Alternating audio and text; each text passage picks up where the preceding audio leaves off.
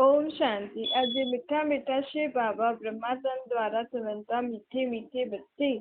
बाबा सभिनि खां पहिरियों छा चईंदा आहिनि कि पंहिंजे पाण खे आत्मा सम्झो। मां आत्मा निराकार परम पिता परमात्मा जी संतान। परम पिता परमात्मा जो निराकार आहे, अशरीरी अजन्मो आहे, जंहिंखे ख़ुदि जो शरीर कोन अथसि। उहो मुंहिंजो निराकार आत्मा जो बाप आहे। मां आत्मा शरीरधारी आहियां, लेकिन असल में त मां निराकार आहियां न। शरीर त मां सिर्फ़ हिन सृष्टि ते खेल खेॾण लाइ वरितो आहे। असली मुंहिंजो रूप कहिड़ो आहे? निराकार। ये शरीर त मां जनम बाय जनम बदलती ईंदी आहियां। त असली में मुंहिंजो रूप निराकार ऐं मुंहिंजो असली पीउ केरु आहे? परमात्मा बाप। हाणे परमात्मा बाप हिन सृष्टि ते आत्मा सां गॾु विश्व जी सर्व आत्माउनि सां गॾु मिलण आयो आहे। आत्मायूं छो जी दुखी थी रहियूं आहिनि न। जॾहिं कोई बीमार थी वेंदो आहे त उन सां मिलण वेंदा आहियूं न। हिन करे पाण सभु आत्मा बि दुखी, बीमार, अशांत थी विया आहियूं, विकारी थी विया आहियूं। हिन करे हाणे पंहिंजो पीउ ब्रह्मा जे तन में अची करे पाण सां मिलण आयो आहे। चए थो कि तव्हां द्वापर युग खां ईअं विकारी ठही विया आहियो, छा बीमार थिया आहियो। हाणे तव्हांजी बीमारी ॾाढी सीरियस थी वई आहे। जॾहिं सीरियस थी वेंदा आहिनि त ICU में रखंदा आहिनि न, ऑक्सीजन जे सिलेंडर ते ऑक्सीजन ॾींदा रहंदा आहिनि। त सृष्टि ते सभिनि आत्माउनि जी इहा ई हालत आहे। आत्माऊं सभिनि जी सीरियस हालत आहे। छो जी सभी एॾियूं विकारी थी वियूं आहिनि, एॾियूं पापी थी वियूं आहिनि, एॾी दुखी थी वियूं आहिनि कि त बसि हाणे त उन्हनि जी कुझु थी न सघंदो आहे। बसि हाणे त दुख जी अति थी वई आहे। अहिड़े सीरियस समय ते परम पिता परमात्मा सृष्टि ते अची करे सभिनि आत्माउनि जो इलाज कंदो आहे। परमात्मा पंहिंजो बाप बि आहे, टीचर बि आहे, सतगुरु बि आहे, त डॉक्टर बि आहे। हाणे हिन सृष्टि ते कहिड़ो डॉक्टर आयो आहे? निराकार परमात्मा। वॾे खां वॾो सर्जन आयो आहे। सभिनि आत्माउनि जी बीमारियूं दूर करण आयो आहे। पहिरियों आत्माउनि खे बीमारी लॻंदी आहे, पोइ शरीर खे बीमारी लॻंदी आहे। आत्माउनि जूं कहिड़ी बीमारियूं आहिनि? विकार, बुराइयूं, बुरो भलो सोचणु, ॻाल्हाइणु, ये आत्माउनि जी बीमारी आहे। त हिन बीमारियुनि सां मुक्त कीअं थींदासीं? हाणे त परमात्मा चए थो हिन बीमारी जे मुक्त थियण लाइ हिकु ई दवा आहे, हिकु ई इंजेक्शन आहे। कहिड़ो? पंहिंजे पाण खे निराकार आत्मा सम्झो ऐं मूंखे निराकार रूप में यादि करो त तव्हांजी आत्माउनि जी सभु बीमारियूं, दुख, अशांति सभु मुक्त थी वेंदव। तव्हां हुन खां तव्हां सभु निर्विकारी थी वेंदव, पावन शुद्ध आत्मायूं थी वेंदव। पोइ जॾहिं तव्हां सभु आत्मायूं पावन शुद्ध थी वेंदव, पोइ तव्हांखे सत्युग में शरीर बि अहिड़ो पवित्र, शुद्ध, सुंदर मिलंदव। ॾिसो, देवी देवताउनि जी कलयुग अंत में पत्थरनि जी मूर्ति ठाहींदा आहिनि त बि केॾी कशिश कंदी आहे। त चैतन्य में 5 तत्वनि जो शरीर जेको देवी देवताउनि जो हूंदो, उहो केॾो सुंदर हूंदो न। सत्युग में इहे तत्व बि सतो प्रधान थी वेंदा। अॼुकल्ह त तत्व बि केॾा तमो प्रधान आहे न। धरती बि ॾिसो कीअं भोजन थी ॾे, हवा केॾी प्रदूषित थी वई आहे। हवा में बि त अलॻि अलॻि तरीक़े जा कीटाणु आहिनि। उस बि एॾी तिखी आहे। मौसम बि केॾो ईअं थी वियो आहे न। पाणी बि कंहिं कम जो न आहे। त अहिड़े समय ते त पंहिंजा शरीर बि अहिड़ा रोगी आहिनि, आत्मा बि बीमार त शरीर बि बीमार। त हाणे बाबा चए थो पहिरियों तव्हां आत्मायूं तंदुरुस्त थियो। तव्हां आत्मायूं घड़ी घड़ी पाण खे इहे दवा ॾियो। कहिड़ी दवा ॾियो? पंहिंजे पाण खे आत्मा सम्झो ऐं निराकार परमात्मा खे यादि करो त तव्हांजी आत्मा जा जन्म जन्मांतर जे पापनि जे भोजन सां तव्हां सभु मुक्त थी वेंदव। ऐं पोइ सत्युग में जॾहिं सतो प्रधान तत्व बि थी वेंदा त हुते वञी करे सुठो शरीर बि मिलंदव। त बाबा हाणे घणनि सालनि खां पोइ अची करे आत्माउनि जो इलाज करण आयो आहे? 5000 साल। हाणे जेको इलाज कंदो, हिन इलाज खां पोइ 2 युग 2500 वर्ष ताईं आत्मा खे कोई बि दुख, शांति, कोई बि विकार आदि आत्मा खे न हूंदो। आत्मा हिकदमि स्वच्छ हूंदी। पोइ द्वापर युग खां पोइ हुनखे वापसि खां इहे बीमारियूं लॻणु शुरू थी वेंदियूं। विकारनि जी बीमारी, कूड़, पाप, हिन जी बीमारी, द्वापर युग में त वरी बि घटि हुई आत्मा खे बीमारी, हाणे त अति थी वई आहे। हिन करे शरीरनि खे बि एॾो ज्यादा रोग थो थिए। कहिड़ा कहिड़ा रोग दुनिया में निकिरनि था न, लेकिन सभी रोगनि जो उपाय कहिड़ो आहे? पंहिंजे निराकार बाप खे हुनजे असली नाम रूप परम धाम में यादि करो। सन्यासी त ब्रह्म महातत्व सां योग लॻाईंदा आहिनि। तत्व त रहण जो स्थान आहे जिते आत्मायूं निराकार रूप में रहंदियूं आहिनि। त रहण जे घर सां थोरी पाण खे घर खे थोरी यादि करिणो आहे। घर में रहण वारे बाप खे यादि कंदासीं तॾहिं त पाण पावन थींदासीं। त हाणे बाप जेको परम धाम में रहण वारो बाप निराकार ज्योतिर्विंदी आहे, हुनखे यादि करिणो आहे, घर खे न यादि करिणो आहे। सन्यासी बि मुंहिंजे यथार्थ नाम रूप खे न ॼाणंदा आहिनि। इहो ॼाणंदा आहिनि कि पंहिंजो घर मथे ब्रह्म महातत्व में आहे, लेकिन इहो न ॼाणंदा आहिनि कि असांजो बाप हुते निराकार रूप में रहंदा आहिनि। उहो मूंखे बाप जे रूप सां यादि न कंदा आहिनि। तव्हां मूंखे बाप जे रूप सां यादि कंदा आहियो। उहो त तत्व सां योग लॻाईंदा आहिनि, हुननि खे त बसि शांती खपे। परमात्मा खे यादि करे जेकी आत्मा खे शक्तियूं गुण कलायूं मिलंदियूं आहिनि, उहो सन्यासियुनि खे प्राप्त न थींदो आहे। हुननि खे त बसि शांती खपे। उन्हनि सुख जी दुनिया ॾिठी ई न आहे, त उहो मुंहिंजे हिन ज्ञान खे बि न सम्झी सघंदा आहिनि ऐं मूंखे मुंहिंजे यथार्थ नाम रूप सां यादि करे जेकी आत्मा खे प्राप्ति थींदी आहे उहो बि न कंदा आहिनि। हुननि खे त बसि शांती राम जो रास्तो खपे। शांती में वञण जे लाइ उहो तपस्या कनि, लेकिन मथे शांती में वेहण सां छा थींदो? एतिरो परमात्मा खे यादि करो, पंहिंजे अंदरि शक्ति धारण करो, गुण धारण करो, त सत्युग जो सुख त ॾिसो। सोने जहिड़ी दुनिया, सोने हीरे जा महल जे घर में रहण जो सुख त ॾिसो। इहो सुठो या शांती धाम में मथे शांती में वञण जे लाइ सुठो? इहो सुठो न। ॾिसो पाण उहो सत्युग जो सुख ॾिठा आहिनि, तॾहिं त पाण भॻवान सां सुख शांति जी कामना कंदा आहिनि। सन्यासियुनि त उहो सत्युग जो सुख ॾिठा ई कोन अथनि, त उहो त हमेशह शांति जे लाइ तपस्या कंदा रहंदा आहिनि कि कीअं असांखे शांती में मिले। जंगलनि में वेंदा आहिनि, तप आदि कंदा आहिनि। परंतु बाबा चए थो शांति त तव्हांजो आत्माउनि जो स्व जो धर्म अथव। कंहिंजो जेको धर्म हूंदो आहे शरीर जो, सम्झो कोई मुस्लिम आहे, कोई हिंदू आहे, कोई सिख आहे, पंहिंजे धर्म जे नियम मर्यादा सां सभु हलंदा आहिनि न, लेकिन उहो आहे शरीरनि जा धर्म। लेकिन पंहिंजे अंदरि जेकी आत्मा वेठी आहे हुनजो असली धर्म आहे शांती, पवित्रता, शुद्धता। त हाणे बाबा पाण खे पंहिंजे स्वधर्म जी पहचान थो ॾे। पाण खे चए थो कि तव्हांजो असली धर्म शांती अथव, त शांती में रही करे हर कर्म करो। तव्हांजो असली धर्म पवित्र रहण अथव, शुद्धता अथव, त शुद्ध मन में हमेशह सभिनि जे लाइ शुद्ध वीचार आहे। मुख सां बि कंहिंखे उल्टो सुल्टो शब्द न चओ। एतिरो पाण खे शुद्धता रखणी आहे। पंहिंजा हर कर्म बि एतिरा शुद्ध हुजनि जो कंहिंजो बि बुरो न थिए। सोचणु ॻाल्हाइणु कर्म, मन वचन कर्म चईंदा आहियूं न, त इहे पंहिंजो शुद्ध हुजे। शुद्धि पंहिंजी आत्मा जो धर्म शुद्ध आहे। त हाणे बाबा पंहिंजे असली धर्म जी पाण खे स्मृति ॾियारी अथई। त हर कर्म कंदे इहे यादि रखिजो। ईअं न सोचिजो मां सिंधी आहियां, मां मुस्लिम आहियां, मां सिख आहियां, मां ईसाई आहियां। मां केरु आहियां? मुंहिंजो धर्म कहिड़ो आहे? शांती ऐं पवित्रता। त हिन ॿिनि ॻाल्हियुनि खे ध्यानु रखी हर कर्म कजो, पोइ तव्हां में जल्दी परिवर्तन अची वेंदो। तव्हां हर कमु शांति सां शुद्धता सां कंदा।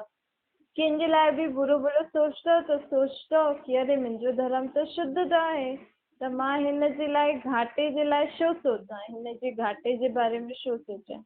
मां त सभिनि जे लाइ शुद्ध सोचण वारी आत्मा आहियां। शुद्ध परम पिता परमात्मा जो सदैव पवित्र रहण वारी आत्मा आहे, परे ते परे धाम में रहण वारी। हुन बाप जी मां शुद्ध संतान आहियां। त मुंहिंजो छा कर्म आहे? हर कर्म शुद्धता सां, हर ॻाल्हि सोचणु आहे त सभिनि जे लाइ भले जे लाइ सोचां, सभिनि जे लाइ सुठा शब्द ॻाल्हायां। एतिरो पाण खे परिवर्तन करिणो आहे। हीअं न ॿुधी करे सभु छॾिणो आहे, न। रोज रात जो ध्यानु रखिणो आहे, चेक करिणो आहे कि मां अॼु सॼो ॾींहुं शांति सां कर्म कयो, हर कर्म उथो था, वियो था, खाओ था, पियो था, सिर्फ़ु ॻाल्हाए न, सभु कर्म शांति सां करिणो आहे, सभु कर्म शुद्धता सां करिणो आहे। एतिरी जॾहिं पाण सॼे ॾींहुं जांच रखंदासीं तॾहिं पाण पंहिंजे स्वधर्म में टिकी सघंदासीं। छो जी द्वापर युग खां पाण शरीर जे धर्मनि जे हिसाब सां हलिया आहियूं। भई ये मुस्लिम आहे त ये हिन रीति कमु कंदो, ये हिन धर्म जो आहे त ये हिन रीति कर्म कंदो, त शरीर जे धर्मनि जे अनुसार पाण कर्म कयो आहे त अॼु दुनिया में छा थी वियो आहे?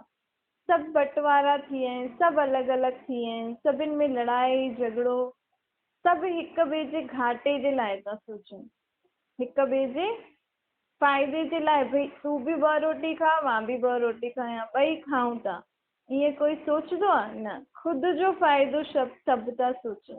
त इहो छो थियो आहे? छो जो शरीरनि खे ॾिसी करे, शरीरनि जी जाति पाति धर्म खे ॾिसी करे।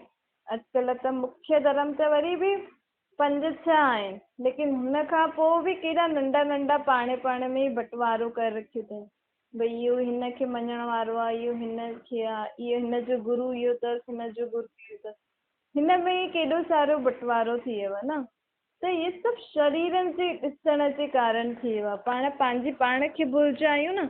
शरीर त अॼु आहे, अॼु सम्झो कि मुस्लिम धर्म में जन्म वरितो अथई, हुनजो शरीर जेको आहे उहो मुस्लिम घरनि वारनि धर्म वारनि जे घर पैदाइश थियो, त हुन आत्मा उहो शरीर सां गॾु मुस्लिम धर्म जी पालना थी करे, ॿिए जन्म में उहो हिंदू थींदो।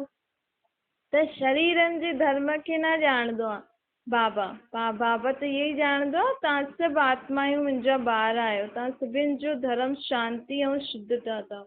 त हाणे पंहिंजे पाण खे पहचानियो, पंहिंजे बाप खे पहचानियो ऐं पंहिंजे धर्म खे पहचानियो। हुन धर्म में टिकी करे हर कर्म करो त तव्हांजे जीवन में सुख शांति पवित्रता संपत्ति सभु अची वेंदी। त ऐं तव्हां आत्मायूं बि शक्तिशाली थी वेंदव। शरीरनि ते जेको रोग थिए थो उहो आत्मा जे कारण ई थो थिए। जेका आत्मा जन्म जन्मांतर विकारनि जे कारण या भेदभाव जे कारण जेका बुरा कर्म करे आई आहे, हुन जे कारण ई पापनि जो बोझ आत्मा ते चढ़ल आहे ऐं उहो ई आत्मा पंहिंजे शरीर सां भुगते थी। हाणे हुन भुगतण जो, हुन सां मुक्त थियण जो उपाय छा आहे? भुगतऊं त पाण था, लेकिन मुक्त कॾहिं थी वेंदासीं? छा ईअं सजा भोगे भोगे मुक्त थियणो आहे या कोई ॿियो सहज रास्तो बि आहे? त बाबा चए थो सहज रास्तो त एतिरो ई आहे, परमात्मा खे निराकार रूप में यादि करो, पंहिंजे पाण खे आत्मा सम्झो। त उहो निराकार बिंदी मां जॾहिं पंहिंजी आत्मा बिंदी में शक्तियूं ईंदियूं त पाण जी आत्मा जी साफ़ सफ़ाई थी वेंदी ऐं पाण सभु जन्म जन्मांतर जे पापनि सां मुक्त थी करे शुद्ध आत्मा थी वेंदासीं, पवित्र आत्मा थी वेंदासीं। ऐं पोइ हुन खां पोइ पाण खे हिन जन्म में हिन शरीर में रही करे ई परमात्मा खे यादि करे पंहिंजे जन्म जन्मांतर जे पापनि सां मुक्त थियणो आहे। न त अंत में धर्मराजपुरी में सजा खाइणी पवंदी। अंत वारी सजा ईअं थींदी आहे, पाण खे हर हिकु जन्म जी हर हिकु ॻाल्हि, उहो समय, उहो तारीख़ सभु नज़र ईंदो आहे कि मां हिन तारीख़ हिन जन्म में हिन आत्मा सां इहो बुरो कर्म कयो। त अंत जी सजा बस सेकेंड जी हूंदी आहे, लेकिन आत्मा खे ईअं महसूसु थींदो आहे कि मां ॾाढे समय खां सजा थी भुगतां। त अहिड़ी सजा खां बि मुक्त थियण जो सहज उपाय हाणे आहे। कर्म कंदे, उथंदे वेहंदे खाईंदे पीअंदे बाप खे यादि करो ऐं हमेशह इहो सोचो कि परमात्मा बाप जी यादि सां मां मुंहिंजो आत्मा हिकदमि स्वच्छ थी थींदी वञा, मां मुंहिंजा जन्म जन्मांतर जे पापनि सां मां मुक्त थी थींदी वञा। ईअं जॾहिं पाण घड़ी घड़ी सोचंदासीं तॾहिं ई पाण पंहिंजे पापनि सां मुक्त थी वेंदासीं। हीअं न सोचो पाण हिन जन्म में ॾाढा सुठा कर्म था करूं त पाण सुठा ई आहियूं। पाण खे पहिरें जन्मनि जो थोरी पतो आहे, भले हिन जन्म में पाण ॾाढा सुखी आहियूं, धनवान आहियूं, तंदुरुस्त आहियूं, लेकिन त बि एॾा आत्मा जन्म वठी आई आहे त कॾहिं त हुन कुझु कर्म कयो नहीं न बुरो। त उहो पाण खे त पतो न आहे, लेकिन पाण खे बाबा हाणे सहज उपाय ॿुधाए थो। पंहिंजे पिछले जन्मनि जे पाप कर्मनि सां मुक्त थियण जो उपाय ॿुधाए थो न, केतिरो सहज आहे। ॾिसो, उथणो वेहणु खाइण पीअण बि कर्म आहे, तव्हांजो सुम्हण बि कर्म आहे। त ही सभु कर्म कंदे बाबा सां गॾु करो न, बसि एतिरो ई त आहे। हाणे ताईं त पाण शरीर जो संबंधनि खे यादि कंदा आयासीं न, फलानो मुंहिंजो पीउ आहे, मुंहिंजी माउ आहे, मुंहिंजी भेण आहे, मुंहिंजो भाउ आहे, मुंहिंजी बहू आहे, पुटु आहे न। शरीर जा ई त संबंधी आहिनि। अॼु तव्हां शरीर छॾियो त उहे संबंधी रहंदा न, तव्हां त आत्मा ई रहंदव, आत्मा जो बाप परमात्मा। त हाणे पंहिंजो असली संबंधी केरु आहे? परमात्मा, जो कॾहिं बि विनाश न थींदो आहे। न मां आत्मा विनाश थींदमि, न मुंहिंजो बाप कॾहिं विनाश थींदो आहे। विनाश अर्थात ख़तमु। आत्मा बि अमर आहे त मुंहिंजो बाप बि अमर आहे। त उन सां मुंहिंजो संबंध सदा आहे ई। उन सां मुंहिंजो बाप, टीचर, सतगुरु, सखा, जेको बि संबंध चाहियो तव्हां परमात्मा सां जोड़े सघंदा आहियो, ऐं उहो संबंध सदा जे लाइ रहंदो। भले सतयुग बि अची वेंदो त बि हुन में भले पाण खे यादि न हूंदो, लेकिन संबंध त परमात्मा सां उहो ई रहंदो न। त बाबा चए थो हाणे हुन असली संबंधी सां संबंध जोड़ो, पंहिंजे पाण खे पहचाने करे पंहिंजे असली बाप, टीचर, सतगुरु खे पहचानो। हुनजे यथार्थ नाम रूप देश काल खे पहचानो, हुन सां संबंध जोड़ो। बाबा ये नथो चए की तव्हां पंहिंजो शरीर त्याग छॾियो ऐं सभु शरीरदारी संबंधित सां खे भुलिजी वञो, किथे जंगल में हली वञो, ईअं नथो चए। बुद्धि सां सभिनि सां ममत्व करो।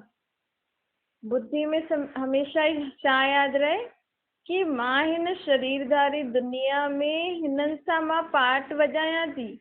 फलानी मुंहिंजी माउ आहे, पीउ आहे, भाउ आहे, भेण आहे, जो बि संबंधी अथव, इहे त शरीरधारी आहिनि, लेकिन मुंहिंजो असली संबंध, मुंहिंजो असली नाम रूप छा आहे, उनखे ध्यान में रखो, उन सां मोह रखो, शरीरधारियुनि सां मोह न रखो। बाबा इहो थो चए। बाबा चए थो सभु कुझु कंदे, धंधो धोरी घर आदि संभालंदे हुए बि पंहिंजो बुद्धि जो योग हिकु परमात्मा सां जोड़ो। हुन संबंधी खे कॾहिं बि न भुलिजो। हर सेकेंड हुनखे पाण सां गॾु रखो। हर कमु करण खां पहिरियों हुनखां राय वठो। पाण चईंदा आहिनि न भॻवान खे कि तन मन धन तुंहिंजो थी, पर तव्हां कॾहिं पंहिंजे शरीर खे कुझु थिए थो या शरीर खे कुझु बि कराइणो आहे त भॻवान खां पुछियो अथव कॾहिं पंहिंजे बाप खां कि हाणे हिन शरीर खे ईअं थिए थो त मां हीअ दवा वठां, हिन शरीर खे हीअं हलायां, हिन शरीर खे अहिड़ा इहे कपिड़ा पारायां, हिन शरीर खे इहो खारायां? कॾहिं पुछियो अथव? पाण चईंदा त आहियूं, लेकिन कॾहिं बि धन पाण किथे किथे कम में था लॻायूं, कॾहिं भॻवान खां पुछियो अथव कि परमात्मा बाप कि मां तव्हांजो इहो धन हिन कार्य में हीअं लॻायां, हिन खे ॾियां? मुख सां त पाण चईंदा आहियूं तन मन धन सभु भॻवान जो आहे, भॻवान जो ई ॾिनल आहे, लेकिन भॻवान खां पुछी करे पाण हर कर्म करूं था? नथा करूं न। त इहे पाण खे जेको मुख सां ॻाल्हायूं था उहो ई कर्म में लाइणो। पंहिंजो सोचणु, पंहिंजो ॻाल्हाइणु, पंहिंजो करणु टई समान हुजनि। भक्ति मार्ग में छा चईंदा आहियूं कि सभु कुझु तुंहिंजे मथां बलियार थी, तूं ई मुंहिंजो सभु कुझु आहियां। जॾहिं उहो ई तव्हांजो सभु कुझु आहे त दुनिया में कोई शरीर थो छॾे त पोइ रो छो था? ठीकु आहे, दुनिया में आया आहिनि त शरीर जी त आयु हूंदी ई आहे। सत्युग में त शरीर जी आयु पूरी थींदी आहे, पोइ आत्मा शरीर छॾंदी आहे। लेकिन हिते त पाण खे पतो आहे न कर्मनि अनुसार आत्मा शरीर छॾे थी, वठे थी। त दुखी छो था थियो? जॾहिं सभु संबंध हुन सां आहिनि, सभु उहो तव्हांजो अथव, त पाण खे माण्हू त ॾिसो कोई शरीर छॾंदो आहे त केॾो दुखी थी वेंदो आहे, बाबा चवंदा पागल बि थी वेंदो। त पाण मुख सां जॾहिं चऊं था भई सभु संबंध तोसां थी, तूं ई मुंहिंजो हिकु आहे, त अहिड़े समय ते जॾहिं अहिड़ो समय ईंदो आहे त हुन समय बि पाण खे इहे शब्द यादि रहनि। हुन समय बि पाण हिन प्रैक्टिकल अनुभूति में रहूं कि परमात्मा बाप मूंसां गॾु आहे। हुनजो अभ्यास पाण हाणे खां ई जॾहिं हर कर्म कंदे कंदासीं तॾहिं ई त अहिड़ो समय ईंदो त पाण खे यादि रहंदो न कि मुंहिंजो त बाबा परमात्मा बाप मूंसां गॾु आहे। दुनिया में त आया आहियूं त वेंदा त सही, जेको बि आया आहिनि अॼु न त कल्ह त सभिनि खे ई वञिणो आहे। मथे त सभु हिकु साथ वेंदासीं, लेकिन हिन सृष्टि ते कॾहिं कंहिं आत्मा जो किथे पार्ट आहे, कॾहिं किथे आहे किथे आहे, त हुनजे लाइ जनम मरण जे चक्कर में त आत्मा खे अचिणो ई आहे। त बाबा चए थो तव्हांजे दुखनि सां तव्हां मुक्त कीअं थी सघंदा आहियो? जॾहिं तव्हां जेको चओ था उहो कर्मनि में लाहींदा, तॾहिं त पाण चईंदा त ॾाढी वॾियूं वॾियूं ॻाल्हियूं आहिनि, सॼो ॾींहुं पाठ कंदा आहियूं, सॼो ॾींहुं भॻवान खे यादि कंदा आहियूं, लेकिन त बि समय जॾहिं ईंदो आहे उन समय उहे स्थिति छो पंहिंजी डगमगाइजी, त उहो पाण खे हाणे खां ई कर्म कंदे जॾहिं पाण पकी कंदासीं तॾहिं ई कोई बि समय ईअं अचे त पंहिंजे मन में छा हूंदो कि परमात्मा बाप मूंसां गॾु आहे, त पाण छा रहंदासीं, हलचल में न ईंदासीं, पंहिंजी स्थिति हिकदमि सुठी रहंदी, शांति रहंदी। जॾहिं पाण शांति रहंदासीं अहिड़ी कंहिं ॻाल्हि थींदी तॾहिं त पाण ॿियनि जी मदद करे सघंदासीं न। त पंहिंजी आत्मा में हाणे खां ई शक्ति भरणी आहे, हर हिकु ॻाल्हि कहिड़ी बि जीवन में अचे हुनजे लाइ हाणे खां ई शक्ति भरे करे पंहिंजे पाण खे शक्तिशाली ठाहिणो, ताकी कहिड़ो बि अहिड़ो समय अचे त असां भॻवान सां गॾु ख़ुदि बि शांति रहूं ऐं ॿियनि खे बि शांति ॾेई सघूं। छो जी आहे त सभिनि जो बाप उहो हिकु ई न, भल माण्हू पहचानंदा न आहिनि कि भॻवान जो यथार्थ नाम रूप छा आहे। भॻवान हिकु ई आहे इहे चईंदा आहिनि, लेकिन भॻवान जो रूप छा आहे, निराकार रहण वारो परम धाम में आहे। उन सां मुंहिंजो पहिरियों संबंध आहे कि उहो मुंहिंजी आत्मा जो बाप आहे। हिन रीति पाण भॻवान खे यादि न कंदा आहियूं, भॻवान खे पाण हमेशह शरीरनि जे रूप में यादि कंदा आहियूं, फलानो भॻवान, लेकिन हाणे पाण खे यथार्थ नाम रूप सां यादि कंदासीं तॾहिं ई पंहिंजी बुद्धि में इहा ॻाल्हि वेंदी कि विश्व जी सर्व आत्माउनि जो पीउ उहो हिकु निराकार ई आहे ऐं पाण सभु केरु आहियूं, भाउ आहियूं। त जॾहिं मां परमात्मा खे पहचानियो आहे, पंहिंजे पीउ खे पहचानियो आहे, त मुंहिंजो छा फर्ज़ु आहे, हाणे सभिनि खे ॿुधाइणो आहे न भई तव्हांजे असली बाप जो नाम छा आहे, रूप छा आहे, किथे रहंदो आहे, तव्हां केरु आहियो। तव्हां त पहचानियो कि भॻवान केरु आहे, निराकार, कोई शरीरधारी न आहे। त ॿियनि आत्माउनि खे बि त इहो ॿुधाए करे हुननि खे बि पंहिंजे बाप सां मिलायो, ख़ुदि ई मिली करे ई संतुष्ट न थियो। हाणे पंहिंजो फर्ज़ु आहे सभिनि खे ॿुधाइण कि असली पंहिंजो पीउ केरु आहे, परमात्मा, उहो सृष्टि ते हाणे आयो आहे पाण सभिनि आत्माउनि जो दुख दूरि करणु ऐं पंहिंजे लाइ हाणे सुख जी दुनिया ठाहिणु आयो। दुख जी दुनिया में माण्हू दुखी आहिनि, त अहिड़ी दुख जे समय में पाण सभिनि खे कहिड़ी ख़ुशख़बरी ॿुधाए सघंदा आहियूं कि हाणे हिन दुख जी दुनिया खां पोइ सुख जी दुनिया जी स्थापना परमात्मा करणु आयो आहे ऐं उहो सुख जी दुनिया जी स्थापना करे थो। त ये दुख जी दुनिया खां पोइ कहिड़ी दुनिया ईंदी, सुख जी दुनिया, जंहिंखे स्वर्ग चईंदासीं। हुन दुनिया में केरु हूंदो, राधे कृष्ण, उहो ई वॾा थी करे स्वयंवर जॾहिं थींदो त लक्ष्मी नारायण ठही करे उहो ई नई दुनिया जा पालनहार थींदा। भई दुनिया में कोई वॾो त खपे न, भॻवान त पाण खे उहो दुनिया ठाहे ॾेई हली वेंदो, छो जो उहो त निराकार आहे न, उहो थोरी पालना कंदो, पालना करण लाइ त शरीर खपे। ऐं हिकु बार अगरि गर्भ में अची वियो पोइ त भॻवान खे बि जनम मरण में अचिणो पवंदो। त परमात्मा बाप चईंदा आहिनि कि मां जनम मरण जे चक्कर में न ईंदो आहे, हिन करे मां तव्हांजे लाइ हाणे तव्हांखे नई सुख जी दुनिया ठाहे करे पोइ तव्हां सभिनि खे शांति धाम में वठी वेंदो, पोइ तव्हां सभी आत्माऊं पंहिंजे पंहिंजे समय ते हेठि ईंदव स्वर्ग जी दुनिया में। लेकिन हुन स्वर्ग जी दुनिया खे पालना केरु कंदो, सतयुग में लक्ष्मी नारायण कंदा ऐं त्रेता में राम सीता कंदा। पोइ 2 युग ताईं हिन सृष्टि ते कोई बि ॿियो धर्म न ईंदो, हिकु ई धर्म रहंदी, हिकु ई भाषा हूंदी ऐं हिकु ई महाराजा महारानी हूंदो। सतयुग में लक्ष्मी नारायण, त्रेता में राम सीता, जाते हिकु जो ई राज्य आहे, सभु कुझु हिकु ई आहे, त हुते लड़ाई झगड़ो हूंदो ई न। पोइ द्वापर युग खां ॾिसो द्वापर खां द्वैत थी वेंदा। द्वापर युग खां धर्मनि जी वृद्धि थींदी त जाते थी वेंदा आहिनि, पोइ थोरी थोरी खिटपिट थी वेंदी आहे, त बि दुनिया में दुख न हुयो। लेकिन हाणे त ॾाढा सारा धर्म आदि थी विया आहिनि न, ॾाढे सारा नंढा नंढा धर्म बि निकिता आहिनि, नंढा नंढा ॼणा बि गुरू आदि निकिता आहिनि। हिन करे दुनिया में ज़्यादा दुख शांति आहे। त हाणे अहिड़ी दुख शांति दुनिया खे बाबा परिवर्तन करण आयो आहे। चए थो की हाणे मां हिन दुनिया में ई हिकु धर्म जी स्थापना करण, जाते हिकु धर्म हूंदो त सुख शांति पाण।